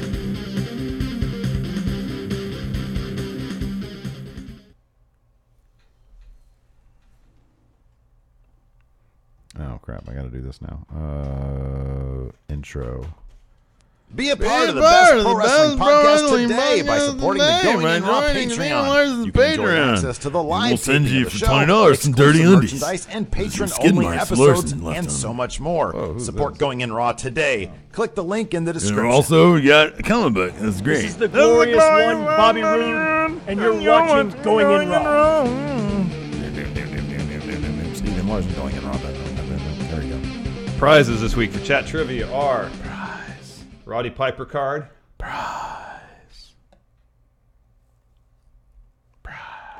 And then Jillian Hall. Those are the prizes this week. Okay, let me bring up stuff. Let's do a number test. See who has fastest. 18. You son of a bitch. Oh, I hate you. Hey man. Stephen Larson, Going In Raw. Troy Edward, Thareth Thabata, Zach Stolpa. Well, good for all of you. Wait, Zach Stolpa, he already won. Okay. Thareth Thabata has not, though, right? No, Thareth Thabata is not. Has Zach Stolpa won confirmed? Yeah, Zach Stolpa won. Okay. Did anybody knock out their stuff yet? Daniel Morris, he won, right? There's a lot of Morrises in our... There's too many Morrises. You guys need to bring it down after that. Who? Daniel Morris. Daniel Morris? I don't see him anywhere. Daniel Morris, have you won? No, I don't think he has. I think he's won. All right. Is everybody ready?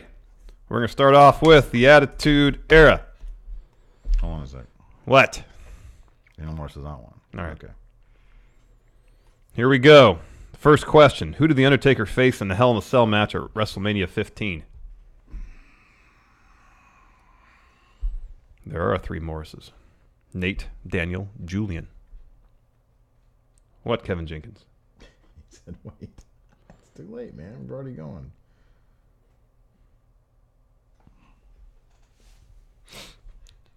Kevin Jenkins got it. Has Troy Edward won before? Yeah. He just said he did earlier. Okay. Who got it? Kevin Jenkins. Patrick Sparks has got his one before, right? Wait, Patrick hasn't won. Patrick has not won. Okay, Patrick got it. Sorry, Patrick. I keep forgetting that you haven't won yet. Has the Reigns won before? I know, gosh. Is the Reigns here today? Yeah, he is. All right. My apologies, Kevin Jenkins, but Patrick Sparks has not won. Next, who defeated Big Show for the United States Championship in the opening match of WrestleMania 20? Yes, I apologize, Kevin Jenkins.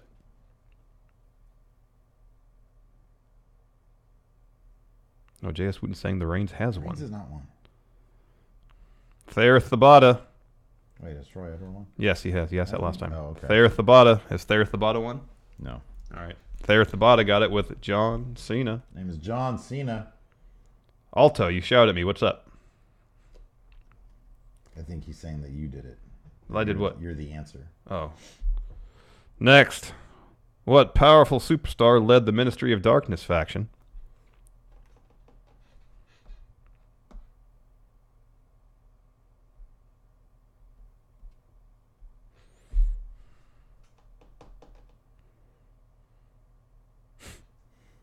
Patrick Sparks got it. Patrick Sparks again. It's now Patrick Sparks to lose. We're on to Modern Era.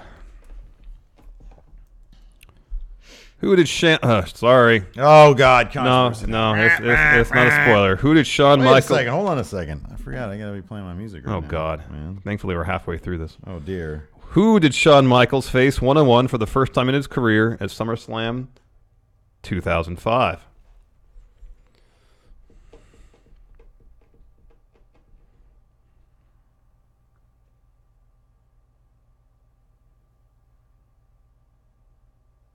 Man, you guys are crazy. Piggy Carnage. Piggy Carnage comes through. With the steel. What the heck? It's freaking Garage Band. Good. Next, what ECW original won the ECW title in June 2009, more than 9 years after a reign with the championship that didn't even last a day?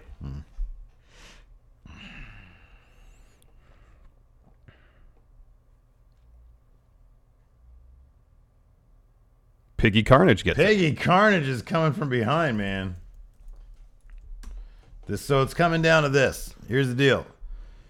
If Piggy Carnage gets this next one, he wins. Carnage wins. If Patrick Sparks gets this next one, he wins. If Thayer Thabata gets this one, then we're in sudden death. With Patrick Sparks, Piggy Carnage, and CM Punk finds it insulting Thayer Thabata. Here we go. Superstar bio. What Irish superstar was often known for bashing opponents with a shillelagh?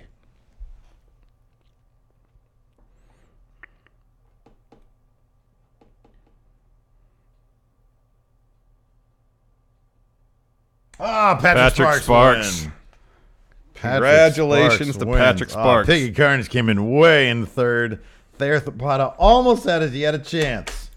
But this Patrick Sparks is now the proud owner of Piper, Jillian Hall, autograph by these two lumps. Oh, yeah. Where's the thing? I don't know. Where's the Sharpie at? Donde está I don't think a ballpoint's going to work on these. Yeah, it's not. I'm going to go get a Sharpie.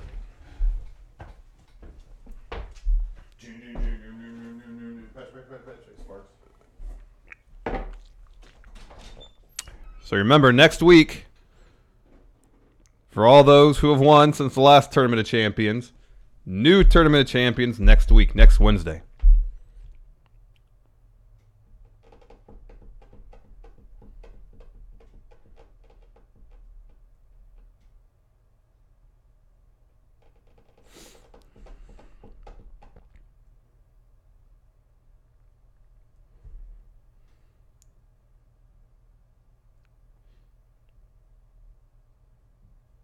Yeah, I know, Piggy Carnage. Yours will probably, most people's answers will show up first, but it matters what's first on ours.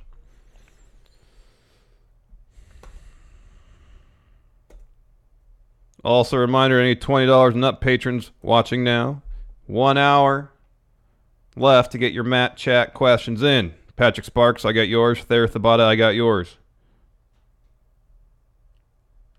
Yeah, JS Wooten, we'll send a reminder whether it's an email or a thing on Patreon about it.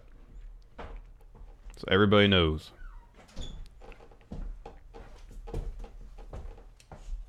How does the tournament work? So everybody who's won since the last Tournament of Champions, you've made note of all that, I believe, on the sheet there. Sure.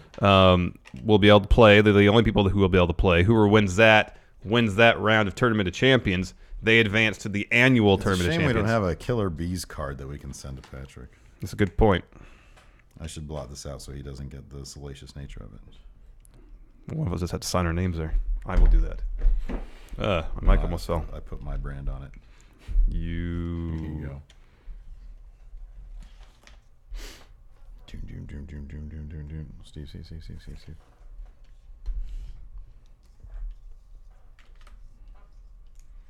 Dave Thabata says the Ministry of Darkness question was wrong. Vince was the actual leader. It's true, but the problem is what the card says, man. Only go by what the card says. Pat here. Yep. Patrick Sparks, is your mailing address? Well, hold on. Vince was a leader when the ministry merged with the corporation to form the corporate ministry, right? Yeah, the original ministry was The Undertaker. Yeah. Patrick Sparks, is your mailing address still the one that's listed on the Patreon? I need to know that.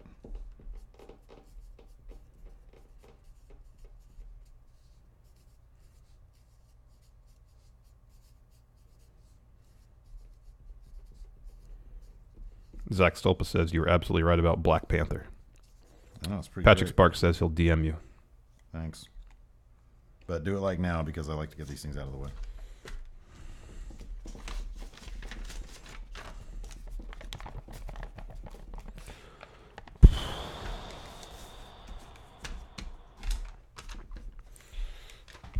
Oh, dear.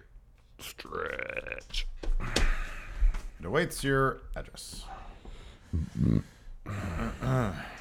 Gotta find a place to go for lunch today. I don't have any lunch food at home, so now I gotta go out and spend money every day.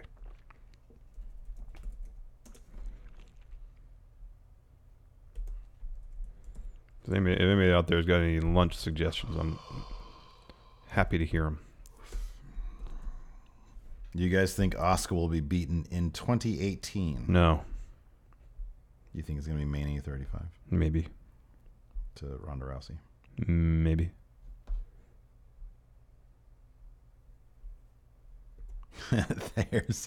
He said, it was me all along. I mean, that's a good point. Look, man, you're making a good case. Yeah, there's a good point to be made there. Unfortunately, the card does not agree with you. Yes, it's sort of like what shows up first on our screen. Same thing with the cards.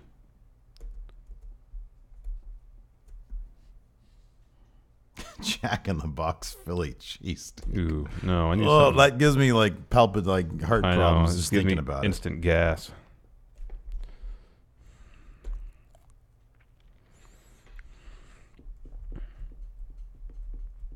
What happens if Miz actually misses Mania for birth of child? Not going to happen. They're going to induce. Mm-hmm. Or Maurice could have a scheduled C-section. Mm-hmm. That's entirely possible, too. Alto asks, are you going to see Metallica at the Golden One? I don't know. No. I like the early stuff, but everything post and Justice for All I'm not really that into. Yeah, I like the Black Album stuff. I like some of the stuff that they did since then, but I don't like it enough to go see them in concert. It's probably expensive too. Yeah, I don't even like it. It's like a very rare thing for me to want to go to the Golden One Center to go see like a concert. So I don't know. Jeffrey Nguyen, do you guys have Shake Shack out there? I don't believe so. No, I don't think so. We had that in what? No, Florida. Oh, Patrick Sparks. Sports rigged. Don't think they are. I don't know. Sometimes I get the feeling with the NBA.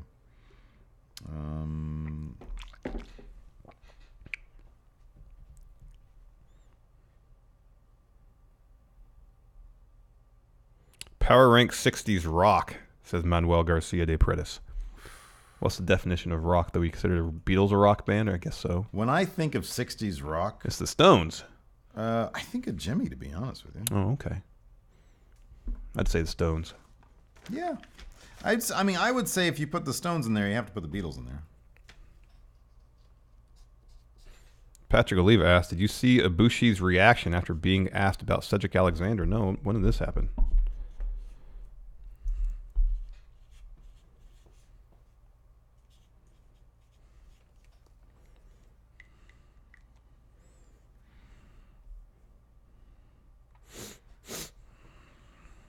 I know the Zeppelin got started in the 60s, but I always think of them more as a 70s rock band. Yeah, me too.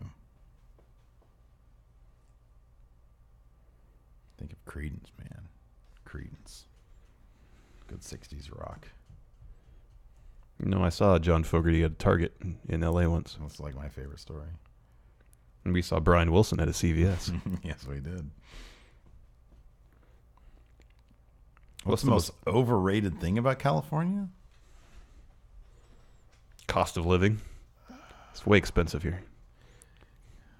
I guess that's not necessarily overrated. That's kind of like the crummiest thing about living in California. Yeah, it's like the bummerest of things. Overrated. In-N-Out. What do people say is great, but is actually not that great? Well, In-N-Out's good, but it's not like the best burger in the world. Yeah. So in that sense, I think In-N-Out is fairly overrated. That's pretty overrated.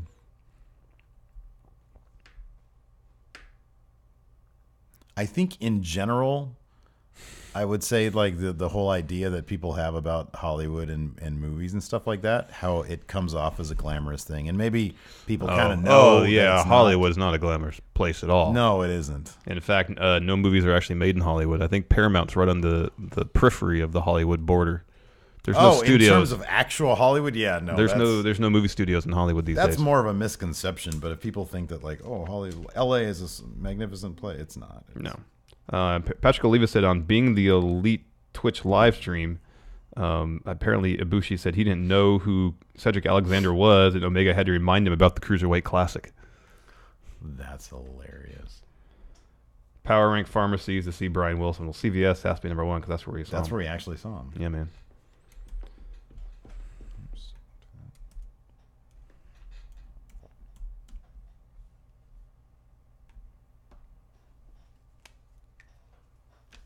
Wow, controversial statements from Patrick Sparks. Nickelback had one decent album. Creed had two semi-decent songs. Wow. You think that's why is that controversial? I don't know. Did he say those were controversial statements? No, I was just poking fun. Zach Stolpa asked Nickelback or Creed. Okay, so here's my thing about that. I think song-wise, Look, if you have like a gun at your head, that's the kind of thing. Okay. Well, is it Nickelback, Creed, or getting shot? Yeah. I would say I found more of Creed's songs catchier than Nickelback. Yeah. Nickelback, in my opinion, had like one catchy song, and that was like their first one. All right. That being said, Nickelback actually come off like some decent human beings. They seem self-aware about the fact that people think they suck. They seem cool. Yeah. Creed doesn't. No. Scott Stapp seems like kind of an asshole. Yeah. So I mean, there you go. I don't know. Do with that what you will. Not a fan of either.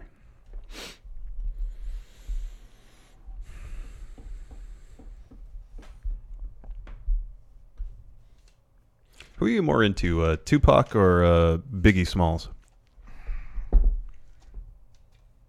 Probably Tupac, but I don't. Maybe because I knew more of his songs. I don't know. I wasn't really into either of them. I thought they were both kind of overrated, to be honest with you. I think I agreed with you, earlier, but I think I've yet to really get into B.I.G.'s work. Mm-hmm. There was what song was it? One of his songs came on the radio the other day. I was listening to it. It's like, this, it's fine. Yeah, right. But I don't know. I understand what people say about Tupac, how he brought a level of storytelling into rap music that wasn't. So, I mean, I can appreciate the legacy aspect of things. But I don't know. I was just a big like Dr. Dre, Snoop Dogg guy back then. Mm-hmm. I was a freaking teenager. Jeffrey Nguyen, when it hit you're getting old. He's almost 30, and I'm kind of feeling it. I think the thing is, once you hit 30, you start saying, "Oh man, I'm old," because like 20s is young. Once you hit 30, you're not really young anymore. Yeah. So once you hit 30, you start like thinking like you're old. Although to be honest, I don't know. I don't feel any more old. I just feel more tired. I don't know if that has to do with getting old or something else. Because you have kids. Could be. Patrick Sparks, thoughts on Nas? I like Nas. Yeah. I'm not super familiar with his work, but I like him. I'm less familiar with his work than I am with like Tupac's. Mm-hmm. I think I've listened to the Illmatic at least once. What a great question. Thayer Thabata. Power rank fuck wrestlers that should host the Kids' Choice Awards. Captain Fun Wrestling. Captain Fun's probably number one, right? Yeah. Mm-hmm. Fun Hoss. He's got fun in his name. Yeah, but he was a face most of the time, wasn't he? Was he? Yeah. Boss Hoss was the heel. Yeah. Butch Bacon would be confused by the entire thing because I'm pretty sure he's from the past. Yeah. Pretty much nobody from W. Steve W. Well, W. Steve W's not like SAAK won't be hosting any awards anytime soon. Maybe what was his name? Bread Chef. No, he's just a chef, dude. What does he know about hosting stuff? Who's the dude that I like? That Beef Supreme. What was he before he was Beef Supreme? Forget his name now. Shoot. Thayer Thabata probably wants us to say Han Shioda with abilities. No, he wants us to say Flyboy Allen. Are one of those abilities hosting kids? Harry Beef. Harry Beef. That's right. No, Sam Slippers, no. Ew. Maybe Ted, yeah, Ted maybe. Shithead Bestos. You clearly used GTA 5 footage. That was fun. Goodbye, Austin. Goodbye, Austin. It was me, Austin. Oh, yeah, Magic Pony. There you go. Yeah, that's a good one. Mm-hmm. Power Rank Best Hogans. To me, it's probably Hollywood Hogan. He was the most entertaining for me because I think... So awful. He was so bad. And there was such a lack of self-awareness there. Zach Stolpa has Steve or Larson hit their midlife crisis yet. Neither of us had bought a sports car. And that doesn't even appeal to me, to be honest with you. Like, I've thought about... I was like, man, I kind of want to get a... Because I'm kind of in the market for a new car. Yeah, you had designed at one point of buying some sort of souped-up high-horsepower vehicle. I wanted to get a Charger because I think they look good. Yeah. And they, But, I don't know. It doesn't... I got a new car and I got a hybrid. Yeah. Sensible. Fuel efficient. Mm-hmm. Not exactly good for the environment, but better than a gas guzzler.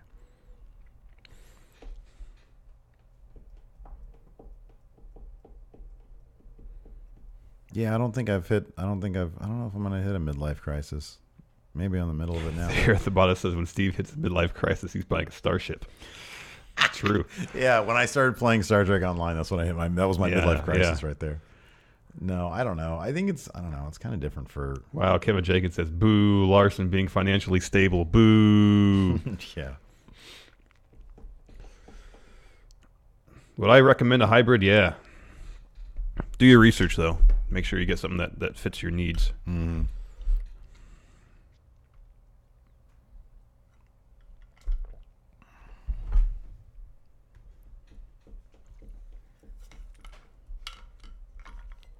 Surprising hobbies of you two that we don't know about.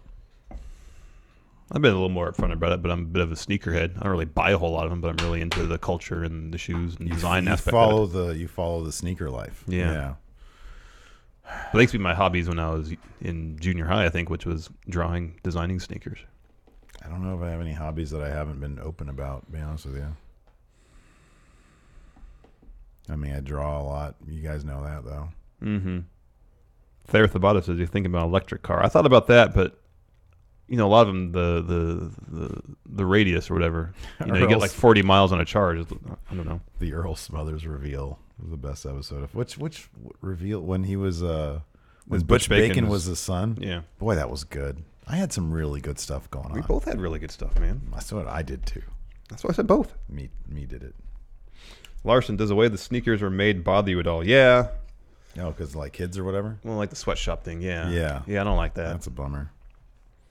But I mean, pretty much everything not to justify it or anything, but everything we wear, it's all made in less than ideal conditions. The phones we buy, the computers we buy. It's hard to get away from exploitation. Yeah. You can't, I mean, dude, if you're going to live a life that's not a Luddite life, you got to, unless you're going to make your own clothes and, have a tin can with a string for a telephone, you're going to be purchasing and supporting things that are exploitative. Mm-hmm. And it sucks. Yeah, man.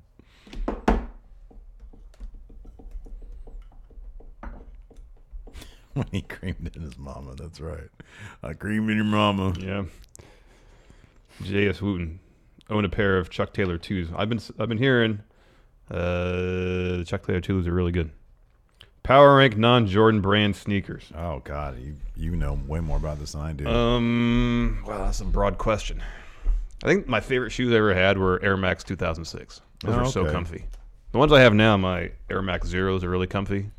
I like my my Lunars. Yeah, Lunars are good. I mean, I'm not gonna say they're the best looking shoes. I really like the Lunars, and then I found that not the first pair I ever bought of those still hold up really well, but every subsequent pair, I feel like the padding gets mashed down too much.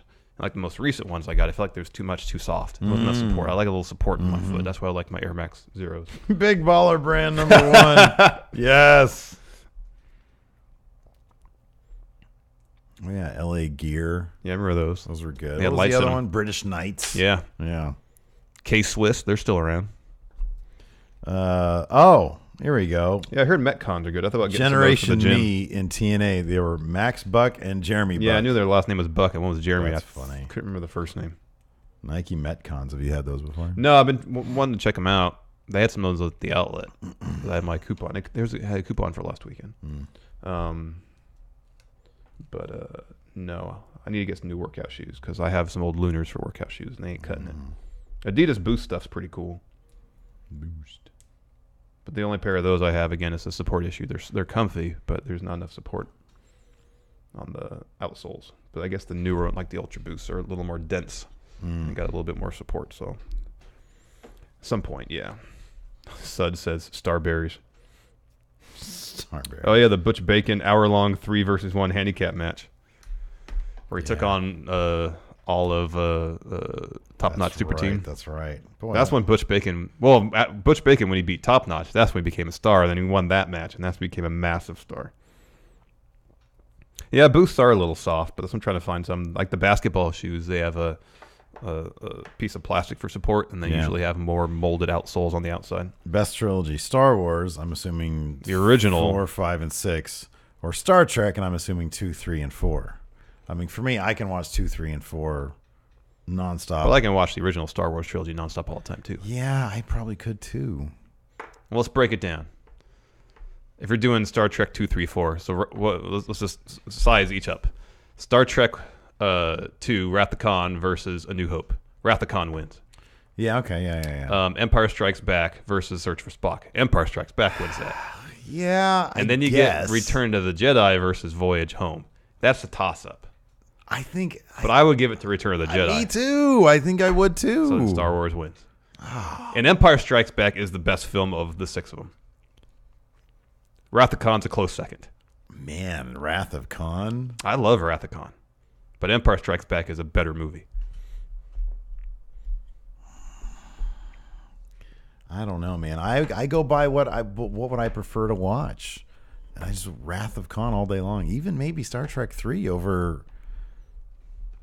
I don't know, I'm such a nut for Star Trek. Yeah. And especially maybe that's my midlife crisis. Oh. Because I used to be a big Star Wars nerd. A big Star Wars nerd.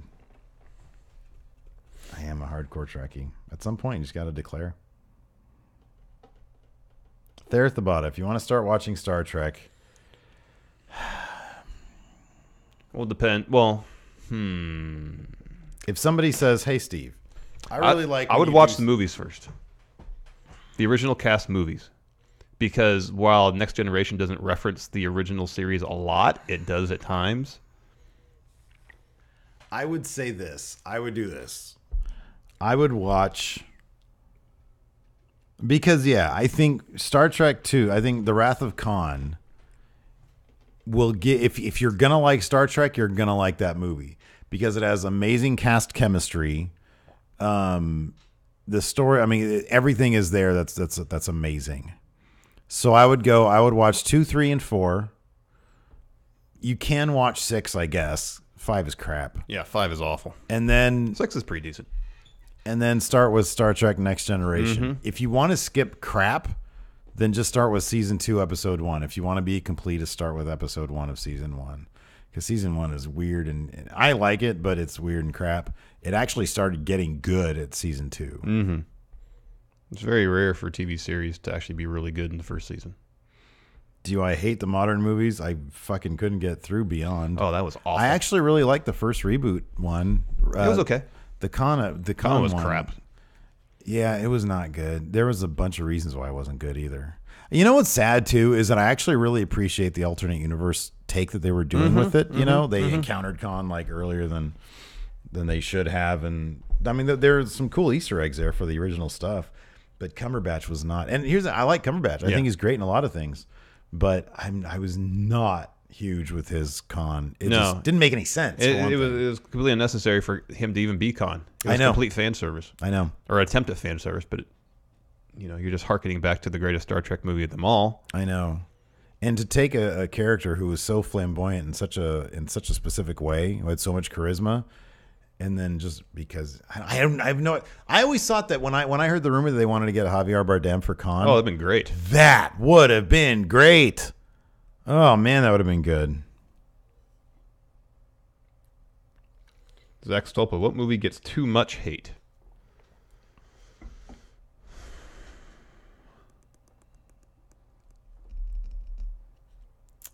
I mean, I can think of movies that get too much praise.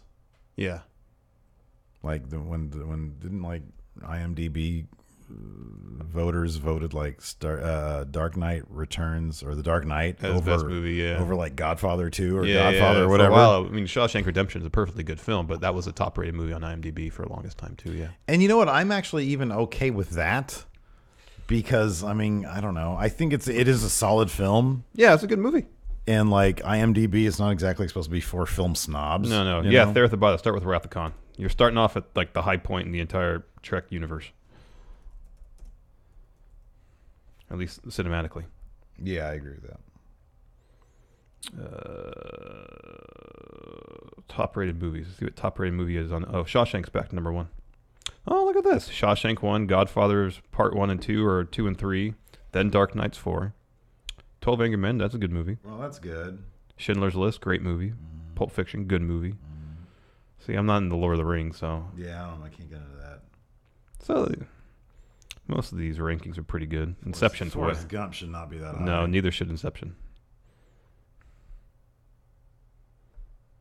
Like just randomly, there's really good movies now. Like One Flew Over the Cuckoo's Nest is a really good movie. Yeah, it's a great movie.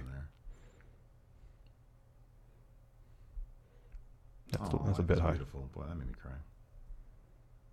Interstellar's at number 30. Are you high? That movie's crap. Let's see what's in the very bottom here. Castle in the Sky. Haven't seen it.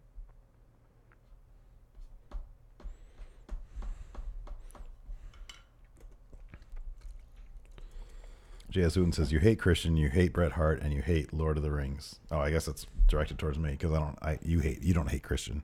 No. Gangs of New York, Kevin Jenkins says. He finally saw it, thought, it's all right. Here's the thing that I love about Gangs of New York is the attention to detail. Yeah, the set design's fantastic. The set design is, and that's something that can get so lost in the mix. But yeah, it's not a terribly great movie. For one thing, it's kind of bizarre that what's-his-face is doing a De Niro impression. Oh, Daniel Day-Lewis? Yeah, kind of a disservice to, like, him, I think. I don't know. I wasn't huge into it. Yeah, I wasn't. I mean, his performance was good. But, yeah, the whole movie wasn't really that into. Most overrated performer in WWE today. I feel like Gangs of New York should have been a musical. Oh. It feels like a... Well, I think based on the set design of stuff, I could see that. Yeah, right, yeah, you know? Yeah.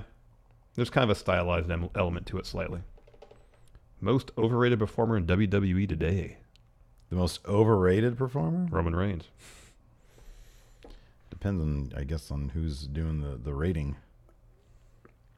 All right, this is a good question to end on. Patrick Sparks. Grease or Footloose? Grease, man. I've actually never seen all of Grease, so I'm going to say Footloose because I have seen all the movie. I don't think I've seen all of Footloose. I did when I was very young. Footloose is the Kevin Bacon one, where he can't dance. That's just the stupidest shit I've John ever heard Lithgow's in it, though. He's a villain. Oh, I love John Lithgow. Yeah, that's what I'm saying. He's great. But, man, Grease, those songs are iconic. Yeah, I guess. And it's kind of dark, and everybody's, like, old. Yeah. But they're all supposed to be teenagers. It's weird. But they're, like, getting knocked up and shit. It's weird. But the songs are fucking... Dude, it's the fucking Bee Gees are at the beginning. No, it's not Bee Gees. It's what, Frankie Valli, right? Frankie Valli, but wasn't that written by a Gibb? Oh, I don't know. Grease is the word? I fucking love that song.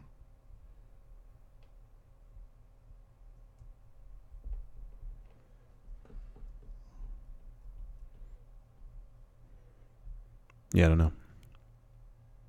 Grease song. Yeah, written by Barry Gibb. Yeah, Gibb brothers were great. They are great. They're great. Great songwriters. Grease is the word. It's the word. Not you hard. All right, I'm hungry. Same. I want to eat food. Same. Thanks for joining us, everybody. See you again tomorrow. Hi, everybody. Have a good one. Reminder, chat trivia, Tournament of Champions, Part 2, next Wednesday. Be here. Bye.